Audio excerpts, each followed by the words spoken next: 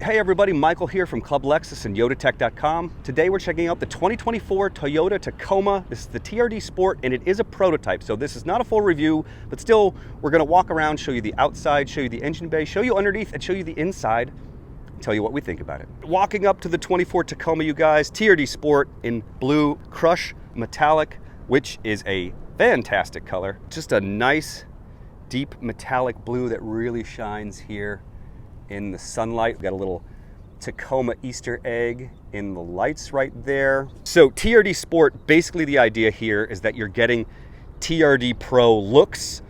You get a revised shocks, you get the wheels, get some badging and this and that, but it's really an on-road car. These are General Grabber tires, but they're not the General Grabber all-terrains. Let's see, they are two 65 R18s. Wheels obviously look great. You got the TRD badge. Got disc brakes all the way around right there. So down here, you guys, you can see this is where, if you get the TRD Pro in off-road, you're gonna get bigger tow hooks in that area. This is the air dam everybody's talking about. It's basically, I think it's 9 bolts. Boom, you can drop that away to get more ground clearance for going off-road. It's here to improve fuel economy around town and on the highway. Got your fog lights right there. Projector headlights over here. Oh, hello, there's me as well. But yeah, projector headlights, another Tacoma logo kind of right in here. There it is. But overall, I really like the design. I mean, I was a fan of the new Tundra, so this is that same styling. But of course, I mean, this version, this area really looks like the old one. They just kind of boxed it out, you know? So got the kind of the dark gray or blacked out kind of satin black Tacoma badge there. Body colored here and here. That looks really nice.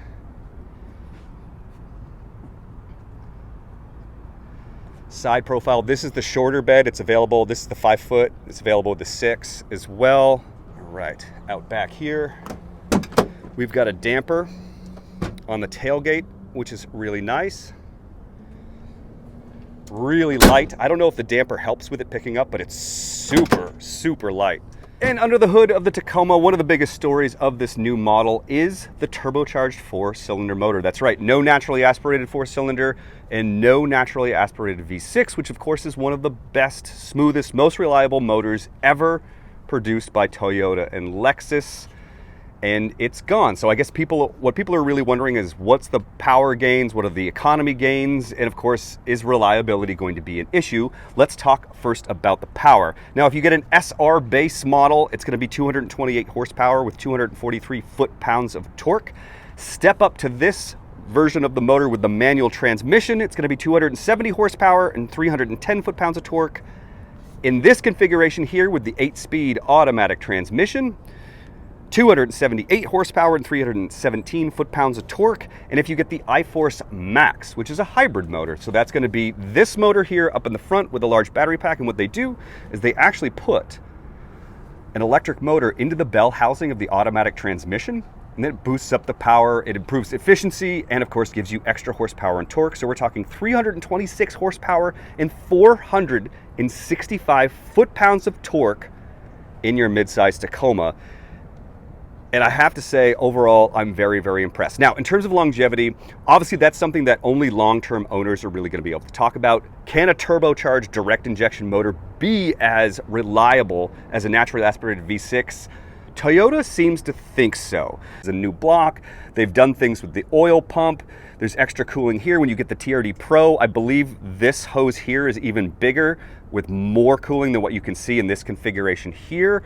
So this thing is designed to both cool better and be on, climbing up hills, and the oil isn't going to slosh around, so you're not going to starve it for oil. The other things too, and I can't really speak to this about longevity, but just from a mechanical perspective and working on this thing, look how easy it is to see and access everything in this engine bay. I mean, look, we've got our oxygen sensors right here. You got your brake booster, ABS modules over here. Both of your computers, if you ever need to change anything, is really accessible. Look, I mean, you can see the ground, you guys.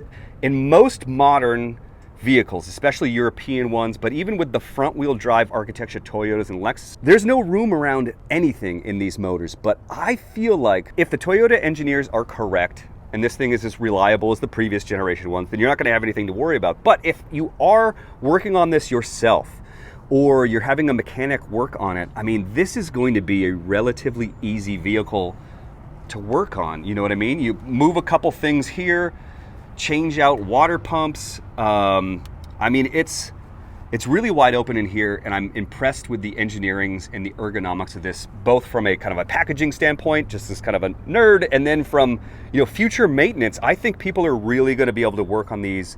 All right, coming here under the vehicle to get a little bit tour of the frame and whatnot. A couple interesting things. Here's the front sway bar right there, which, so on some models, this is going to come with a front sway bar connect, which I think they put that kind of right over there. This is four-wheel drive. You can see the front shaft right there. You can see the transfer case right here, but look at this frame. Fully boxed, 5-link rear suspension out back. This thing, oh, and here's the gas tank, of course, and this is one of the complaints. It's a little bit smaller than the outgoing tank, which is a bummer. Fuel economy has increased a couple miles per gallon, or 3-4 give or take, and so it's not a massive increase in fuel economy, and the tank is smaller. So some people are upset about that, and that I understand, but this frame is really neat. I mean, it's so much more rigid and tough. Look at, here's the drive shaft. I think it's a one-piece aluminum drive shaft. It's pretty beefed up down here. And again, this is the TRD Sport, so not the crazy off-roader.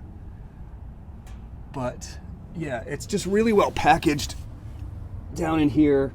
You can see the front, there we go. You can see the front suspension components right there. Beefy lower arms. There's the trans cooler coming in over here. I mean, it's really well laid out. It's a nice setup. And here's a look at the back here. We got the full-size spare. Got your coil springs right there. Got your shocks. So with the TRD Sport, you're going to get unique shocks for this one, and they just get better as you go to TRD Off-Road and TRD Pro. And of course, this is the same differential used as the Tundra, so it's a 9-inch. All right, stepping into the inside. This is the part where it's not finished. You're going to see lots of smooth plastics. I believe this is all prototyping. That's my understanding. But anyway, what you're going to be able to tell about the TRD Sport, you got the blue trim in here, which looks really sharp with some TRD badges. TRD badge. You've got manual seating everywhere except for some power lumbar. TRD Sport right over there. You got your fancy race pedals. But let's go ahead and start this up. This one, the TRD Sport, is going to start in the $42,000 range, but this one has, I think it has a few of the technology and weather packages. So I don't know the exact price, but based on the 23 pricing, I would say this is about $5,000 or $6,000 more than the base 42. So I'm thinking this is a $47,000, $48,000, and this is the interior you get. Again, prototype warning, fully digital dash.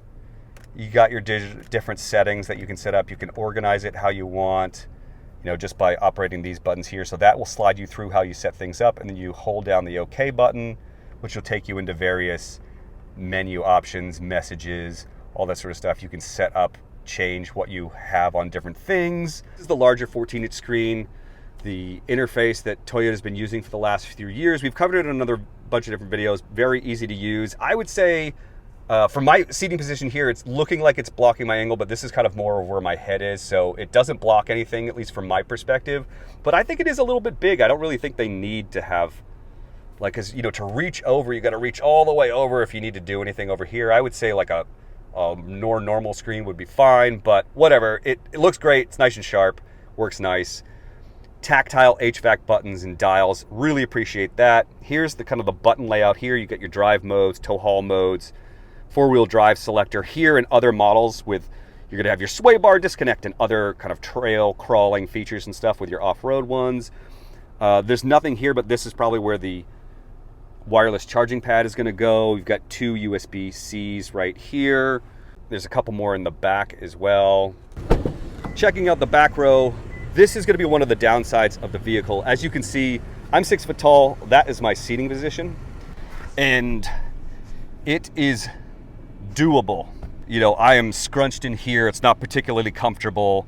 And let me show you how all this stuff works as well. You want to fold this all down. Very interesting right here. So there's on the left, if you push this one on the left, it folds up and over. And if you do the one on the right, it'll come all the way out. So then you can hit this and fold it down, which is nice to have this level storage. But I mean, again, like it eats up 50% of the potential cargo volume that would be in here. You know what I mean? So it's not particularly useful in terms of storing stuff. Oops, I'll put that back. There we go. And then this comes up as well. There's a little bit of storage in there, but not a whole lot. And I think this is not available on the iForce Max because this is where the battery is going to go. So this will be eaten up as well. And they've got these things little clips to hold the seat up, but they're not that great, at least in this prototype form. So definitely one of the downsides. And I think that's just, look, I mean, this is how big the cab is. That's going to be the issue. I don't think it's a big shift from generation to generation, but as a mid-sized truck, this is on the lower side of things, at least compared to my experience with the Ranger and the Colorado. In terms of driving impressions, you guys, very simply, this is one of the smoothest, probably the smoothest Tacoma I've ever driven. As for the engine itself, it's not smoother than the outgoing V6. Obviously, smooth, reliable, amazing V6, but the torque curve here, 317 foot-pounds of torque arriving at below 2,000 RPM, it's really, really helpful. This thing does not lug off the line at a stoplight. You can pass easier on the highway. It's a good upgrade. Is it going to be as reliable? Again, that's going to take 100, 200, 300,000 miles and lots of ownership experience to quantify, but it's a better driving motor and it's usable and it's real world. So I'm impressed with the driving experience. So there you have it, guys, our time with the 2024 Toyota Tacoma TRD Sport. And again, this is a prototype, not a finished version. First impressions in terms of the fit, finish, quality, and driving experience. Overall, I like the new motor. The chassis is much improved. The suspension is improved. The driving experience is really nice. The tech is nice, a little bit more modern. It's basically a baby Tundra just in terms of the visuals, boxier, angular, more modern. And subjectively speaking, I really like it. Should you run out and trade your 2023 Tacoma or 22 or 21? You know, that's really gonna be up to you. Probably not. I don't know if the value is gonna be there. These are more expensive. That is one of the downsides. And of course, in the second row legroom is terrible, but that is obviously not really a fault of the new model. That's just kind of the size of this particular truck. So overall, I've come away impressed. I think it's really nice. I think people who order them are going to really enjoy them. I think it's a nice update. Not all the changes are going to be for everybody, and we have to see if the longevity is going to be there in the engine, but overall, I'm really impressed with the engineering. Stay tuned for more coverage of the 24 Tacoma as they head towards production and all that sort of stuff. We'll let you know how that's going. But anyway, thank you so much for watching. If you're on Club Lexus or yodatech.com, drop a comment in one of our forum threads about this vehicle, or if you're watching on YouTube, down in the forum thread below. Do you like this vehicle? Would you pay more for it? Is it worth the price hike? Let me know what you think. Cheers.